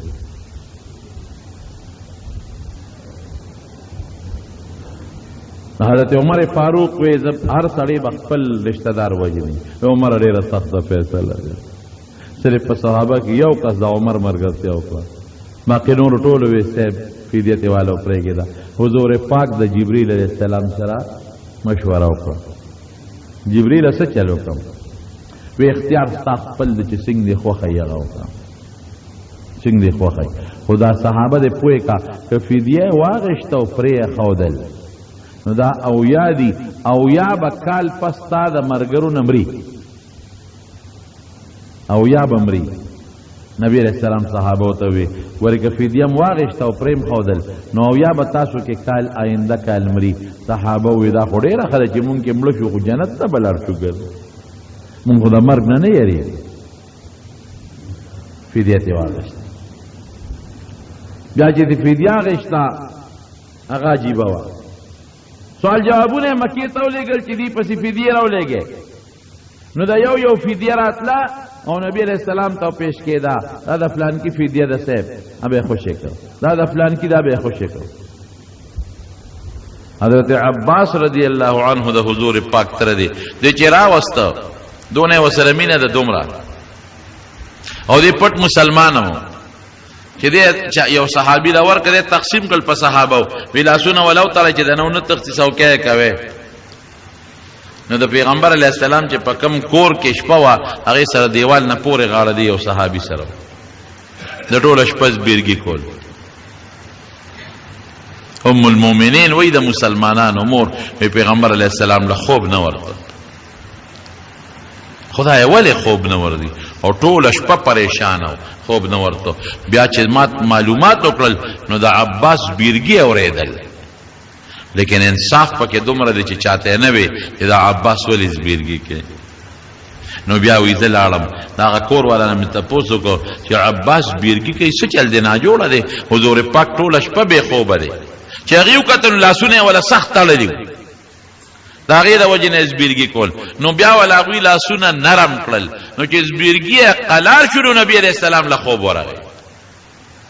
خو سفارش ولا نه کاو چې قیدیان به یو شانی سفارش بني نو سال عباس ته وی کاکا تبر دوه کسو فی دی را لې یو د خپل ځان یو درواره د عقیل غریب دی یو د ځان یو د عقیل دی وته وی رواره ته پته نه چې مسلمانې وی ظاهر کې د کافر سره پړل کې مونږ نیولې تړه نه خدای خبر الله نه خدای خبر او فکر مکو که مسلمانې او مونږ د نفیدیه واغښت خدای به بدل درکې خو مونږ نیولې کافرانو سره پړل کې ځان به مورکه درواره به ورکه وی رواره ته پته نشته چې ما سره مال نشته غریب وی نشته د سره وینا وی چې کله راتلې استاخذ او ام الفضل زما چاچی هغه لري بټو ورنکړه تا ورته نه وی چې که جمع دی عالم بیا به مال راکې او کومر شم نو استاد ونه دې ورکړي ایروارو وی زما دې قسم په خدای وی چې رښتونه پیغمبر دغه بټوی نه یو زه خبرم یو ته زما خزه خبر ده یو ته الله خبر ده ته خدای خبر کړي ښا د خدای پیغمبر ابو العاص و تعالی مخ کې زومو د پیغمبر علی السلام حضرت زینب بی وا ابلا په مکه کې ده ویتم فدیه راولېګا سوال جواب لا چې فدیه کله پیش کېدلې نو حضرت زینب چې د حضور پاک لور وا هغه فدیه راولېګا د خاون انصاف خدای کړ نو هغه له حضرت خدیجه رضی الله عنها یو امیل د واده په وخت کې غاړه کې چولو کدا کله ودی دا امیل یو ته غاړه کې چولو نو هغه د ناز نه هغه خپل امیلم په غفیدیه کې کېخو او حضور پاک له دا اشاره ورکړه چې ته زدي لوري مانم فدیه غواړې د خپل زوم نه نو چې کوم میل لما مور خدیجه ما تا چولو ام پکې والا نو چې پیغمبر علیه السلام ته د ابو العاص فدیه پیسې د ابو العاص فدیه ده چې وې قتل غامل په د پاسه پروت نبی علیہ السلام سره وکیو خکرا هغه د هغې د واده هغه حالت او حضرت خدیجه رضی الله عنها هغه منظر ورته رامخکې شو داسې ورته کتل دته صحابه خو پیښ وی صاحب ولې که د خوښې د ده دا فدیه به مو واپس کو او د عباس ته به مو واپس کو ناخلو چې ستا تره دی کاکا دی وی نه چې نورو نعلم دینه به ملم وی خدا د ابو العاص ته به واپس کو وی نه که مو خوښې نو د عمیل به ورته صرف واپس کو دا زما مشري بیبي دې ته په غاړه اچولو دا به واپس یو ته واپس ابو العاص باندې شرط لګاو په دې وخت کې زما لور تا سره په نکاح کې د ګناه ده چې کوم وخت مې درکوله جایز اوس دې وخت کې شریعت آرام کړی ته کافر مسلمان نو پتا شرط دا چې ته ورسې زما لور به ما ته واپس کړي ویلې قیدیان ټول واپس او هغه زینب رضی الله تعالی عنها په اوخ سوره کړله او را رخصت کړه یو ظالم کافرو هغه ول دیکا ورکړه د اوخ نه را غردوله په ګډه ماشوم هغه مزایف مدینه منوره ته بیا نبی رسول الله درو رسید رب العالمین فرمائے ولقد نصرکم الله ببدر وانتم اذلہ وی تاسو ډیر کم وې وسله کم و افراد کمو بیام د سره خدای مدد کړی دی فتقوا الله د خدای نه ویریږي هر وخت په دل کې د الله یاره پیدا کې نو خدای به د سره مدد کوي نو شکریا به ادا کوي لعلکم تشکرون بار بار به سره خدای مدد کوي شکریا به ادا کوي نن مسلمان څومره ډیر دی نن د مسلمان تعداد د کافر د هر ډلې نه زیات دی د يهوديانو نه مسلمان زیات دی د عیسایانو نه زیات دی د هندوانو نه زیات دی د جاپانیانو نه زیات دی د روسیانو نه زیات دی د چینیانو نه زیات دی د مسلمان تعداد او نن مسلمان په وسلم پورا دی دام نه چې وسله وسره نشته غټه وسله ټم بم نه مسلمان سره شته غټه وسله میزایل دی هغه مسلمان سره شته او مسلمان سره ایمان هم شته او دریابونه چې کم نهر سویز دا د مسلمان په دا داسې دریاب دی چې دا یورپ او دا بل طرف ملاوي دا مسلمانانو په حدودو کې دي کدا نیر په دا دریاب په بن کدا نیر د دوی یو بل سره کنیکشن ختم یورپ په من نیم شو یو بل سره کنیکشن ختم تیل نن مسلمان سره دی چې د دنیا نظام نن په تیلو چلےږي سونا نن مسلمان سره دا چې د دنیا تجارت په سونا چلےږي ګیس نن مسلمان سره دی چې ستا نظام ټول په ګیس چلےږي لیکن مسلمان بیا هم د کافرو د لاس سوال ټکول خوري دا څه ده کنه فلسطین کې دی وال خوري په عراق کې دو خوړل په افغانستان کې دی خوري پاکستان کې دی خوري په بوسنیا چچنیا کې وال دی خوري په فلسطین کې دی خوري ولی اغا ایمان چې کم پکار دی اغا نشتا وانتم العلون ان کنتم مؤمنین الله وی کتا په ایمان په سچ ځان کې پیدا کړ کلک ایمان چې په خدای کم یقین دی نو بیا وستا کامیابی وي او د دشمن بني ازمغ نن نشتا ولی نشتا زمونږ ټوله باور اعتماد نن په یورپ او په امریکا دی په مدینه او په مکه نشتا زمونږ حکمران طبقه چې دلته د خلینا خبر او باسي د امریکای زنده باد او باسي او چې منډه وای نو امریکای له منډه وای او چې منډه وای چین له روس له منډه وای د خدای کور لا بیت الله له د پیغمبر علی السلام کلی له منډه نه اعتماد په خدای پکار دی نن د مسلمان چې څومره په کافرانو اعتماد دی د دې په نیو اعتماد هم کدي په خدای او په رب العالمین او کو اسبم دی خپل میانس کې سره اخته یو دشمن ته مزه او فائدې اخلي دا مونږ ته خدای مثال خی کنه کم من فئه قلیله غلبت فئه کثیره باذن الله چې د خدای مدد د سره بیا غړوډل نشتا کته یاره ټیکنالوژي وسلنو جوړه دي کې ټیکنالوژي کنه ملکونو عربو سره لګي پیسې دي لګ دولت خو سره نه دي لګ تیل خو سره نه دي د تماچې د سرو زرو ګرځي او د یو شیخ پکې یو جز دی پکې ځان له مستقل ګرځي، ځان له مستقل، او تختونه او کټونه سرو زرو دي، نو جوړ دي کې ټمبه مو میزایل کنه چا منی کړی دي. پیسې خوري د مسلمان سره ولې نه جوړي؟ جوړي ته نه جوړ. او بل وسلخ په کار دا خو ټیکنالوژي ده، لیکن دا غې نه علاوه د بدر صحابه سره وسله کم وه، انور سره ډیره وه، اعتماد په خدای لویه خبره. لعلکم فتقوا الله، خدای نه یره ده، خدای نه یره پړ کې نشته، نه د حکمران طبقې شته او نه د مونږ شته. که د مونږ د خدای نه یره پړ کې رااله تقوا نشته کنه، پر ګناه، کرپشن، رشوت، ډاکا، څومره ظلمونه شروع دي. هر یو چې راځي ظالم د بل د پاسه دی. پاکستان کې تر اوسه پورې هغه د بجلیګر مونږ چې خبره ورته نه پورې سړی دوی را نه غي، او چې کم راځي د بل د پاسه، یو چې کم ټیکس لګي بل هغه نه زیات لګي، عوام تباہ او برباد کړل، ویس کړي دا ویني د عوام. اوس دې حالت ته وګوره، موجوده حالت څوک یو څوک بل څه، وعده به یو کوي او کوي به بل څه، هیڅ هم نشته. ازاړه به پې وبخي، لکه د خدای یره نشته. خدای دې زمون او زمون حکمران طبقه په زړه کې د خدای یره پیدا کړي. زمون کله د حکمران طبقه او زمون جوړ د الله سره راغی او د الله سره کنیکشن برابر شو، خدای شته زمون یو مشکل هم پاتې شي. بیا دا تار دی د دې جوړ راغلی د خولې سره، نو خبرې کوي. او که دا تار کټ شو، جوړ ختم شو، هلته بیا आवाज نه خیږي. نو زمونږ د خدای سره جوړ نشته، که زمونږ د الله او د رسول سره جوړ راغی هیڅ هم پریشانی نشته.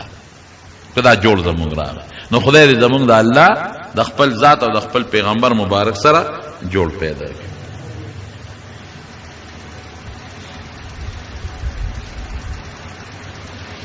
قرآن چې یو سپاره باندې تقسیم شوی وي، دې کې ګناه شته او که نه؟ څنګه یو سپاره باندې هېڅ ګناه پکې نشته. دا د ختم دپاره خیر دی خلک تقسیم کړي.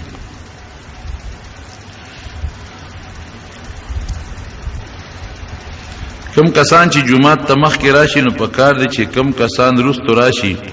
د مخکې کسانو نه دې ځای نه قبضه کوي. او مسله د دین دا ده چې کم کسان راځي نو دوی مخکې کینی، نو شاته کسانو ته به ځای خالی کېږي، نو ټول ملګري به یو ځای کېږي. کشران دې لږ د مشرانو خیال ساتي. ماسخوتن ویترو پسې 2 رکعاته نفل په ناسته پکار دی، او که په ولاړه ویترو نه مخکې پکار دی. نبی علیہ السلام د ویترو نه پس په ناسته او 2 رکعاته کړي دي، اگر چې پیغمبر علیہ السلام به ویتر په آخره شپه کې کول، نو چې ویتر به وکړل هغې نه پس به 2 رکعاته په ناسته کول. نو په ناسته ځکه کول چې هغې به په هغه تهجد ډېر لوی وخت هغې په ولاړه ډېر زیات تلاوت به پکې کوو. بهر کې اوس که څوک ویتر خو خدا دی چې تهجد پسې په آخره شپه کې وکړي او د ویترو نه پس 2 رکعاته وکړي، په ناسته د پیغمبر هم تابعداري رااله. لیکن که په اوله شپه کې هم څوک ویتر کوي او د نبي علیہ السلام د تابعدارۍ په نیت په ناسته یو 2 رکعاته نفل کوي، نو ښه خبره ده.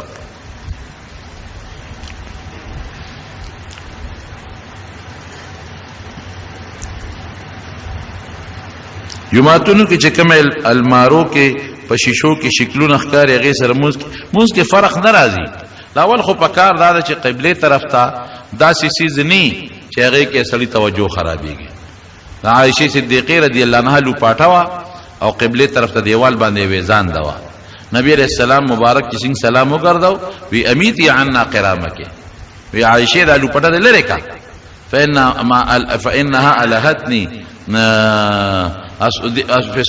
دې د په مانځه کې خطا کړم، مونځ یې راله ګډوډ. نو زما خپل ځاني په دې ډېرو جوماتونو کې د محراب کې اکثر شیشې لګېدلي، هغې کې به سړي په شیشو کې خپل ځان ته ګوري، که مونځ به کوي. قبلې دیوال باندې داسې نقش و نگار نه دی پکار چې د انسان توجه خرابوي. او د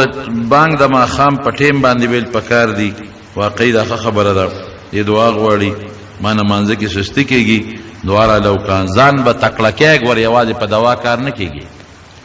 ځان به تقدم به دوا راته کو چې خدای تکړه کا، خو چې څنګه د دنیا په کار کې د نه سستي نه کېږي، دارنګې دین کار کې هم سستي مه کوه. دا پدې پېنه شو بنین باندې بنین مونږ کېږي او کمیسه چواخه یو دوست نارینه اولاد نشته الله دې نارینه اولاد ورکړي دعا وکړئ رب العالمین مونږ د حضور پاک په نقش قدم روان کې الله د مسلمانانو اتفاق راولي مسلمانان د اختلافاتو نه وساتي او یو زنانه د بیماره ده پرونه هسپتال ته وړو دعا وته کې چې الله ول شفا ورکړي یو بل دوست زمونږ په دې کارخانو کې هغه هم څه دعا غوښته دعا وته کې چې الله مشکلات حل کړي او الله خیر او برکت نصیب کړي